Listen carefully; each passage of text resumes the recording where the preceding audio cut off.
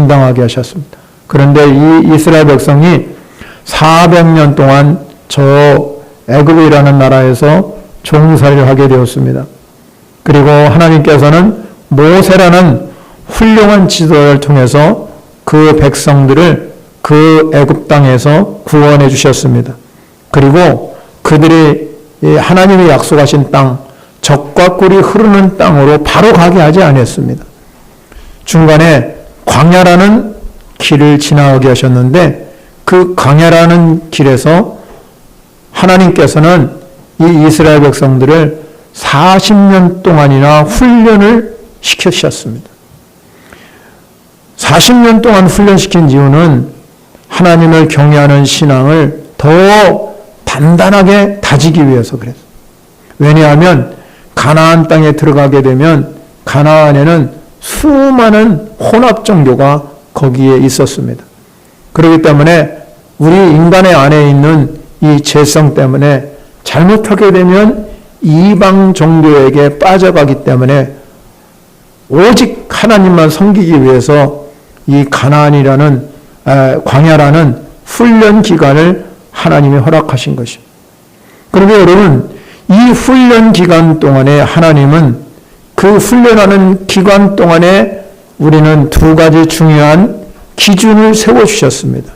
하나는 율법이라는 하나님의 말씀을 그들에게 주셨습니다.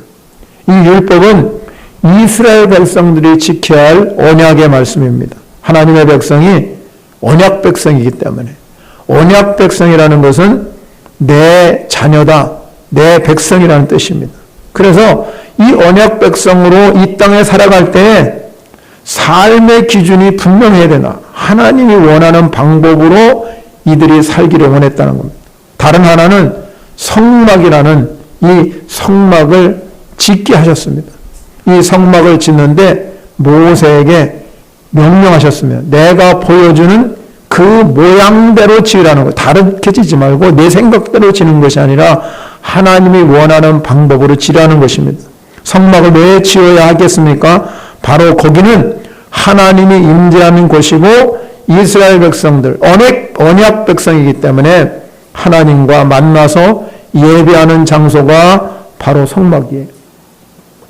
그리고 이 성막을 건축하고 다 나눌 출애굽기 40장에 보면 어떤 말씀이 있었냐면 그 성막을 다 건축하니까 그 해막 위에 구름이 딱 덮이게 됩니다. 그리고 그 성막에 하나님의 영광이 충만하게 머물게 되었습니다.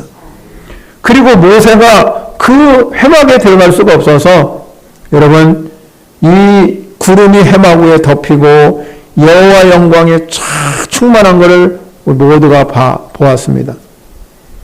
마지막 여러분 출애굽기의 결론이 뭐라고 나와 있냐면, 그래서 이 구름이 성막 위에 떠오를 때는 이스라엘 사람들이 이제 그 성막에 따라서 성막을 보고 한 걸음씩 가게. 그런데 이 구름이 떠오르지 않을 때는 나가지 못합니다. 왜? 성막은 하나님 임재하는 곳이기 때문에 그걸 따라서.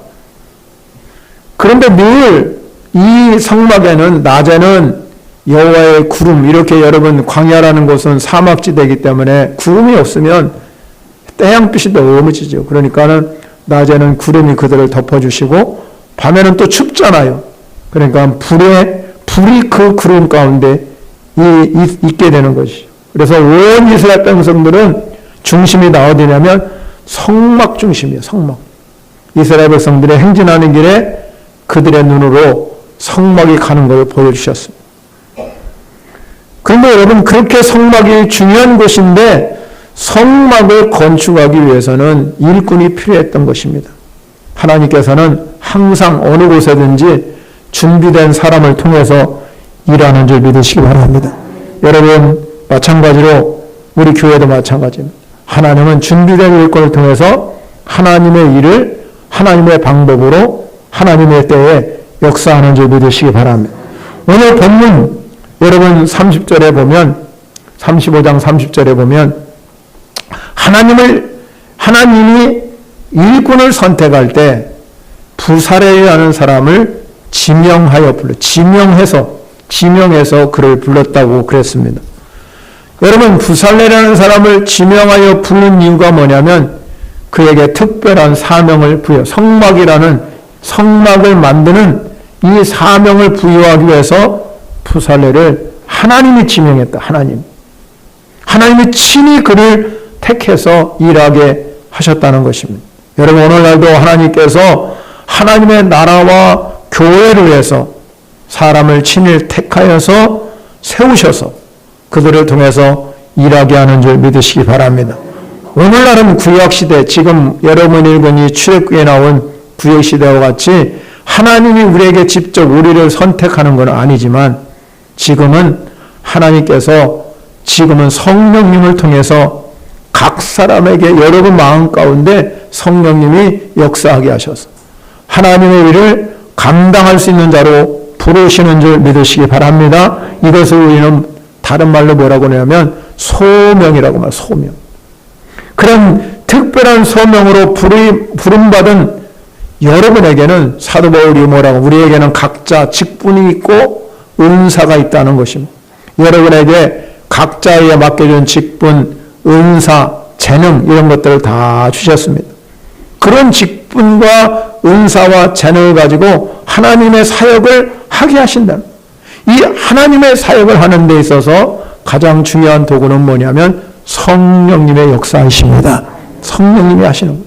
그런데 고린도전서 12장 7절에 가면 각 사람에게 성령이 나타나게 하신 것은, 왜 성령이 나타나게 하셨냐? 유익하게 하고, 여러분의 인생을 유익하기 위해서 성령님이 나타나셨다 이 말입니다.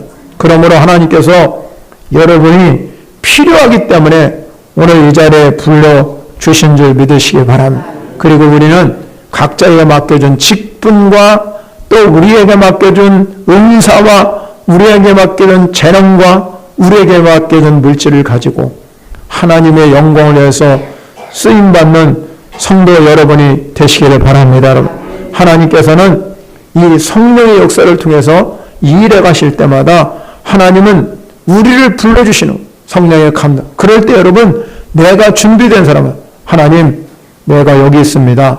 나를 써주시기를 원합니다. 내가 여기 있습니다. 나를 써달라고 이야기한 오늘 하나님이 지명해서 부른 사람은 부살렐과 오홀리압이라는 사람입니다. 이 부살렐이라는 뜻은 어떤 뜻이냐면 하나님의 보호 아래 있는 자라는 뜻이랍니다. 하나님의 보호 아래 있는 자. 그런데 여러분, 오늘 30절 말씀해 보면 이 부살렐을 그냥 그 부살렐 이름만 쓴 게 아니라 거기 보니까 장황하게 설명하고 있어요. 뭐라고 설명하냐면 홀의 손자요 우리의 아들이. 이 홀의 손자요 우리의 아들이라는 것은 할아버지가 홀이라는 사람입니다. 그러면 홀은 누굽니까? 모세와 함께 일하던 사람, 아론과 훌. 이 훌이라는 사람이 훌이라는 순자, 이 훌을 모세는 잘 보살핀 사람이라. 그러니까 이 훌이 믿음 안에서 하나님 앞에 헌신한 이 할아버지잖아요. 할아버지. 부살렐의 할아버지가 훌이란 말입니다. 그런데 이 훌이 이 모세와 함께 정말로 목숨을 걸고 동역했는데 나중에 부살렐을 하나님께서 그래도 훌의 손자인 이 부살렐을 우리가 하나님의 영광을 위해서 한 밑거름이 되도록 만들기 위해서 부살렐을 불렀다는 것입니다.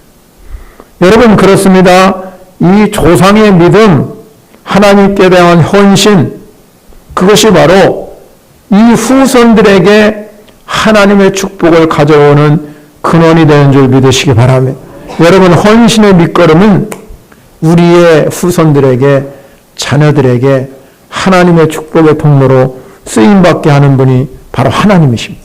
그런데 여러분, 훌의 손자인 이 부살렐을 지명해서 불렀고, 또 한 사람은 오늘 본문에 나오는 사람은 누구냐면 오홀리압이라는 사람. 오홀리압. 근데 34절에 보면 이 오홀리압은 어느 지파의 사람이냐면 단 지파 사람이라고. 근데 이 부살렐은 어디 지파냐면 유다 지파입니다. 유다 지파라고 그랬고 이 오홀리압은 바로 단지파예요. 단지파에서 불렀다 이 말이에요. 그럼 그 많은 12지파 중에서 유다 지파는 그래도 하나님이 선택한 지파입니다. 가장 귀한 지파가 유다 지파입니다. 근데 이 단지파는 여러분이 역사적으로 보면 별로 그렇게 귀한 지파가 아닙니다. 그리고 단지파는 나중에 많은 잘못을 범하는 지파가 단지파입니다. 하나님이 유다 지파를 선택하고 단지파를 선택했는데 이 단지파를 선택한 이유는 하나님은 아주 보잘것없는 지파이지만 하나님은 그를 세워서 일하게 하셨다는 줄 믿으시기 바랍니다. 그러니까 유다 지파라는 이 예수 그리스도가 온 그 지파 속에서 부살레라는 사람은 훌의 손자였기 때문에 훌을 통해서 하나님의 영광을 받게 하셨지만 이 오홀리압이라는 집안은 아무것도 없어요. 가진 게 없습니다. 사도 바울이 말하잖아요. 하나님은 약한 자를 택해서 강한 자를 부끄럽게 하신다는 것입니다. 한 사람 한 사람, 여러분 한 사람이 어떤 사람은 부살렐과 같은 사람이 될 수 있고 어떤 사람은 오홀리압과 같은 사람이 될 수도 있습니다. 그러나 하나님은 내가 부살렐이 되든 오홀리압이 되든 하나님이 여러분을 쓰임받게 만들어 주신다는 것입니다. 그래서 우리가 하나님의 일이라는 것은 혼자서 되는 것이 없습니다. 모든 것은 하나님께서 사람들을 붙여서 그 사람을 통해서 일하게 하신 모세도 마찬가지입니다. 모세가 나가서 혼자 이스라엘 백성을 구원하는 것이 아닙니다. 전자에도 말씀드린 것처럼 아론과 훌이 있었기 때문에 바울 곁에는 바울이 여러분 그렇게 능력자요 하나님의 일을 감당한 사람이지만 그 옆에는 많은 동역자들이 있었습니다. 바나바라는 훌륭한 동역자가 있었지요. 그에게 목숨을 건 브리스길라 아굴라 부부 그 외에도 수많은 하나님의 동역자를 세워주셔서 하나님의 놀라운 일을 이루어 가신 줄 믿으시기 바랍니다. 그래서 바울은 에베소에게 이렇게 말합니다. 사람들에게 그에게 온몸이 각마디를 통해서 도움을 받아서 연결되고 결합되어 각 지체의 분량대로 역사하여 그 몸을 자라게 하며 사랑 안에서 스스로 세우니라 그렇게 말합니다. 그렇기 때문에 여러분 안에 하나님께서 정말로 일하시는 놀라운 역사를 보시기를 바랍니다. 하나님께서 이 성막을 건축할 때 그러면 어떤 기준이 있잖아요. 하나님이 내가 보여주는 시간대로 이 성막을 건축해야 하는데 어떤 기준을 세운다는 거죠. 오늘 본문에 보면 이런 기준을 세웠습니다. 첫 번째는 하나님의 일은 먼저 우선순위가 뭐냐? 성령과 지혜가 충만하셔야 된다는 것. 오늘 읽은 본문이 반복적으로 나오는 말씀이 하나 있어요. 여러분 30절부터 여러분 7절까지 36장 7절까지 읽어가면서 반복적으로 나오는 단어가 뭐냐면 하게 하시고요. 하게 하신다. 하나님은 부살렐과 오홀리압을 지명하여 부르시고 그를 통해서 하나님의 일을 하게 하신 거예요. 하게 하신 거예요. 그러면 여러분 하나님의 일을 하게 하시는데 중요한 게 뭐냐면 우선순위가 뭐냐면 성령과 지혜를 하나님이 충만하게 부어주셨다는 것입니다. 하나님의 일을 감당함에 있어서 하나님이 이끌고 가셔야 돼요. 모든 것은 하나님이 일하시기 때문에 오늘 제가 본문의 제목을 하나님의 일은 하나님이 하신다. 그렇기 때문에 우리가 해야 할 일이 뭐냐? 우리가 먼저 성령 충만 받고 지혜가 충만한 사람이 되어야 된다는 거예요. 그래서 성령과 우리가 기도보다 앞서면 안 된다는 것이죠. 이들은 단순한 기술자가 아닙니다. 자기 생각대로 하는 기술자가 아니라 하나님께서 그들에게 성령의 능력과 지혜로 충만하게 하셔서 하나님이 그들을 통해서 금속을 가공하게 하고 조각하게 하고 직무를 제작하는 그 모든 기술을 하나님께서 허락하셔가지고 성막을 완성하게 하셨답니다. 이것은 하나님께서 주신 사명을 그들에게 주실 때에 그들에게 사명만 주니 너희들이 가서 성막을 건축하라 그것만 주신 것이 아니라 수행할 수 있는 능력 그 성령과 지혜로 충만하게 하신 줄 믿으시기 바랍니다. 여러분에게도 마찬가지입니다. 하나님이 여러분을 이 자리에 불러주셨는데 하나님이 여러분에게 재능도 주시고 여러 가지 여러분이 할 수 있는 능력도 주셨습니다. 그러나 우리에게 중요한 것은 무엇입니까? 성령님의 인도를 받으시고 지혜를 구하셔야 될 줄 믿습니다. 그럴 때 이 모든 일이 하나님의 은혜에서 진행되는 거예요. 하나님께서 다윗이라는 위대한 인물을 선택하잖아요. 다윗이라는 위대한 인물을 선택할 때 하나님께서 사무엘에게 말합니다. 너는 이새의 집안에 가서 왕을 선택하라. 그 첫째 이 이새는 다윗은 생각도 안 했습니다. 다윗은 생각도 아니하고 첫째 아들부터 쭉 가는데 하나님이 아니라고 그렇게 말했습니다. 7째까지. 그런데 이 사무엘이 그러면 이제 하나님이 아니라고 하니까 7명의 아들까지 아니라고 그러니까 이 사무엘은 당황하게 하였습니다. 야, 이새에게 질문했지요. 아들이 또 없냐, 이 아들이. 아, 있긴 있는데, 아니, 지금 첫째부터 7째까지 왕으로 선택을 안 받았는데, 얘는 소용이 없다는 거예요.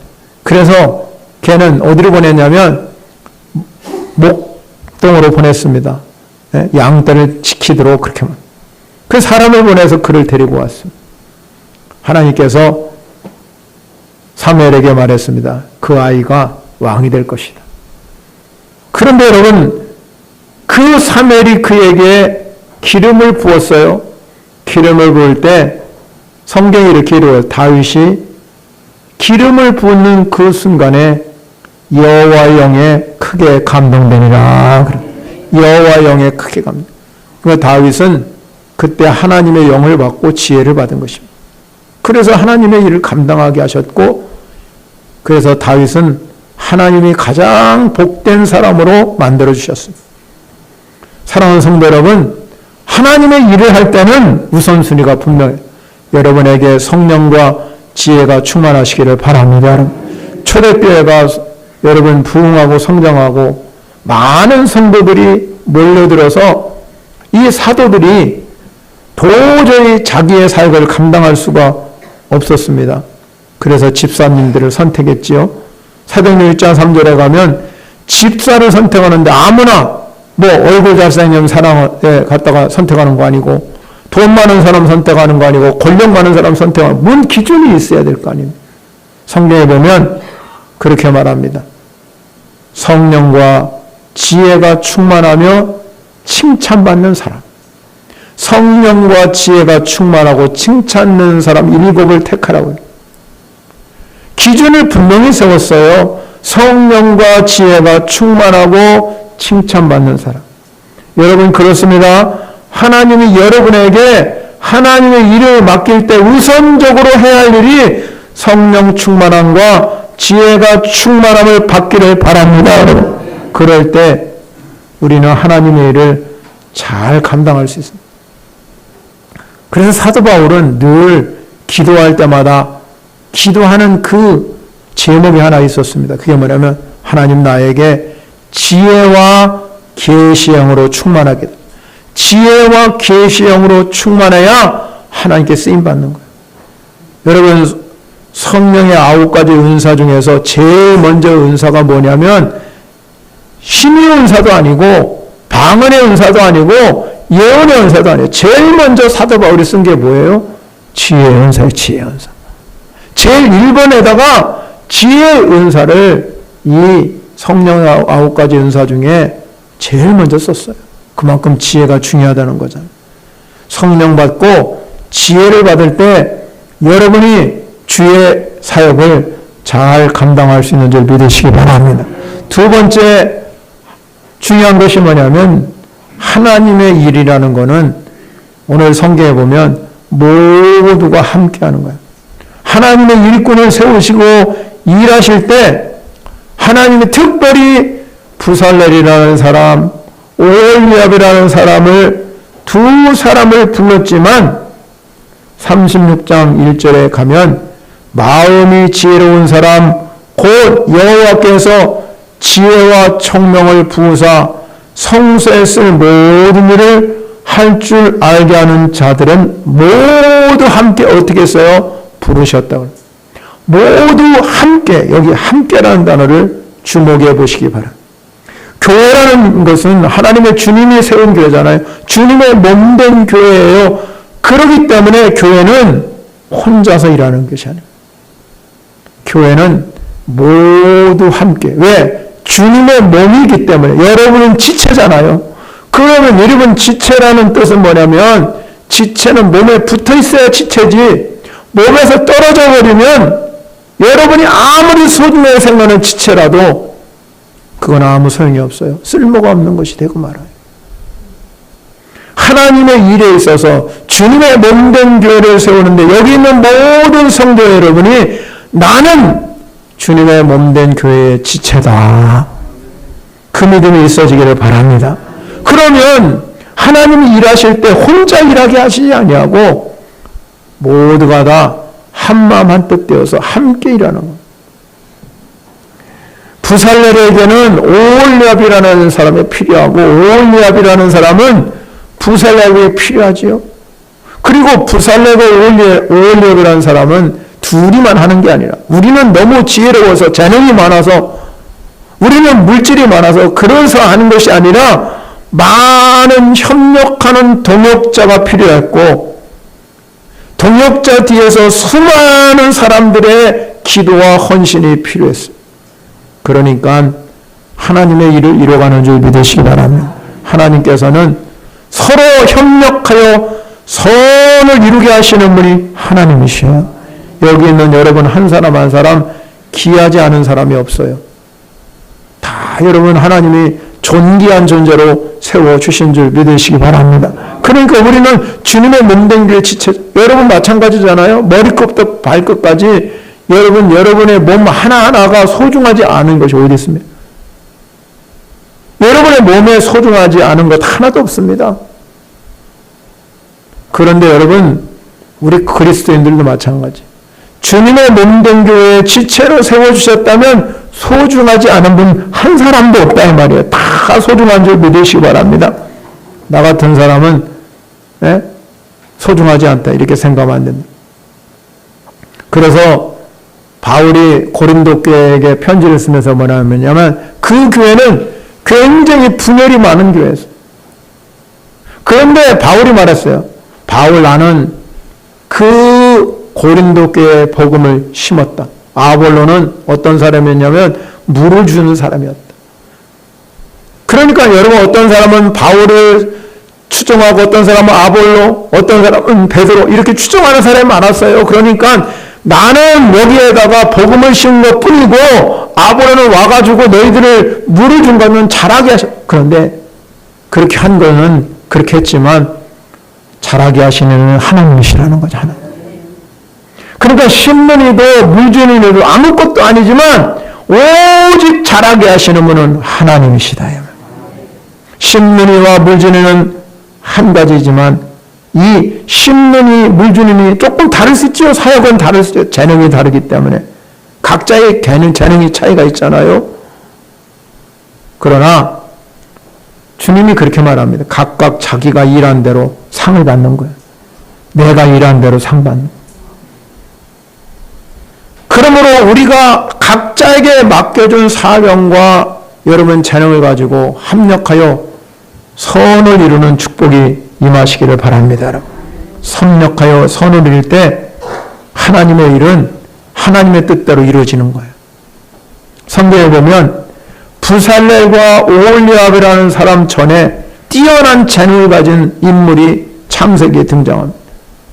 창세기에 보면 가인의 후손 중에 에녹의 아들이 천국으로 올라간 에녹 말고 그 에녹의 아들들이 있는데 야발과 유발과 두발가인이라 두발가인. 이런 이 사람들은 재능이 참 뛰어났어.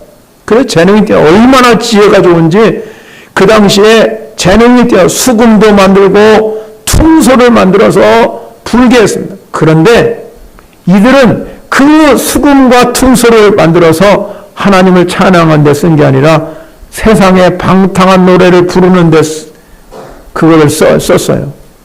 그리고 그들에게 얼마나 재능을 주셨냐면 이 철을 가지고 날카로운 여러분 칼을 만들고 창을 만들게. 그런데 그걸 어디에 썼냐? 선한 일에 쓴 게 아니라 전쟁하는데 사람을 상하게 하는데 만들었다고 창세기로. 그러면 이 족속들은 야발과 유발과 두발과 어떻게 됐습니까? 하나님으로부터 버림받았고 영원히 멸망길로 갈 수밖에. 왜? 하나님이 주신 재능을 가지고 제멋대로 세상한 방탕한 노래에 쓰임받고 사람을 상하게 돼 썼기 때문에 하나님이 여러분에게 재능을 주시고 물질을 주실 때 내 인간의 욕심을 채우는데 방탕한 세상의 목적을 사용하지 아니하고 우리 그리스도인들은 하나님을 위해서 하나님의 영광을 위해서 내 재능과 물질을 사용하는 여러분이 되시기를 바랍니다. 그게 하나님께 쓰임받는 일이에요. 여러분 이렇게 함께하는 교회가 복 있는 교회예요. 함께하는 일. 작은 일이라도 우리는 서로 함께할 때 성령님의 역사가 강력하게 임할 줄 믿으시기 바랍니다. 마지막 세 번째 중요한 것은 오늘 본문에 하나님의 일은 자원하는 마음이 있어요. 자원. 성경은 자원합니다. 2절 말씀에 하나님의 일을 감당함에 있어서 뭐라고 그랬냐면 2절에 이렇게 말합니다. 마음에 뭐라고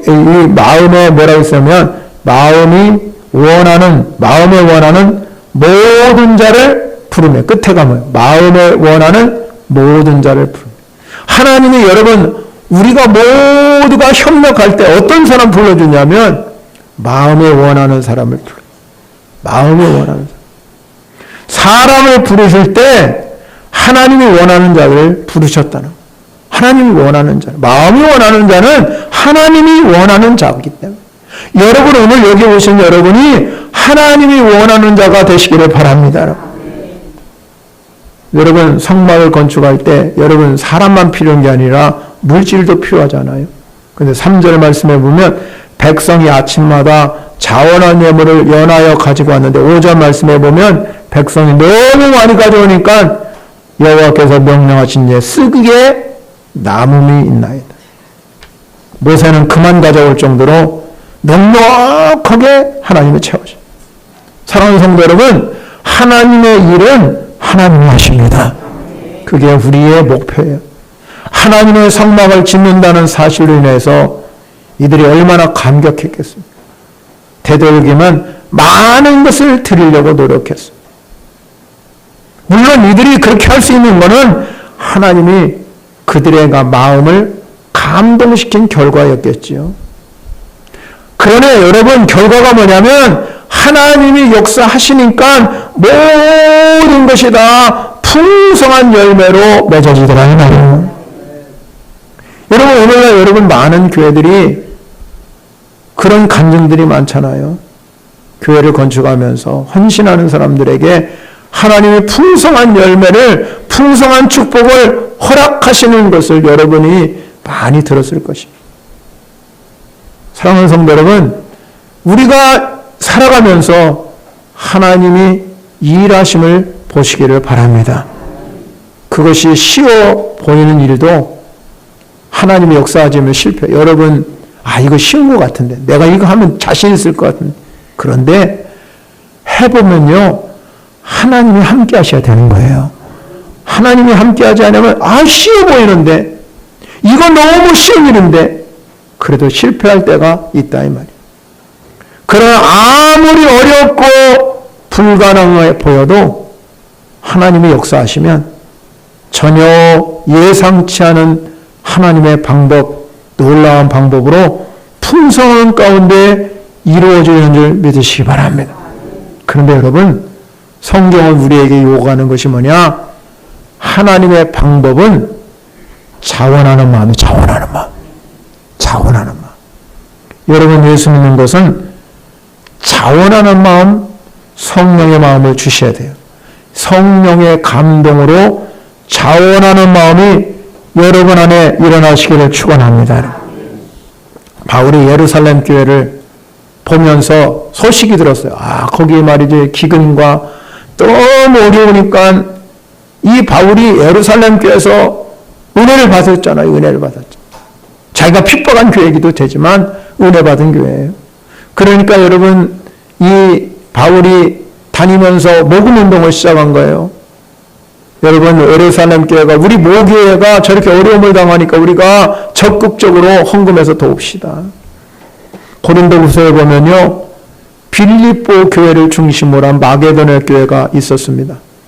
근데 바울이 뭐라고 말하냐면 이 빌립보 교회라는 교회는 환난이 많은 시련 가운데서 굉장히 그들에게 은혜를 받아서 넘치는 기쁨이 그들 속에 있었는데 극심한 가난 가운데 너무너무 가난하게 사는 거예요. 그런데 성경에 뭐라고 말했냐면 그들은 풍성한 연보를 넘치도록 했다는 거예요. 넘치도록 했는데 여러분 그 중심에는 뭐냐면 마음에 힘이 지나도록 자원해서 드렸다. 자원하는 마음이 있었다는 거예요. 그래서 뭐라고 그랬냐면 성경에 보면 이렇게 말합니다.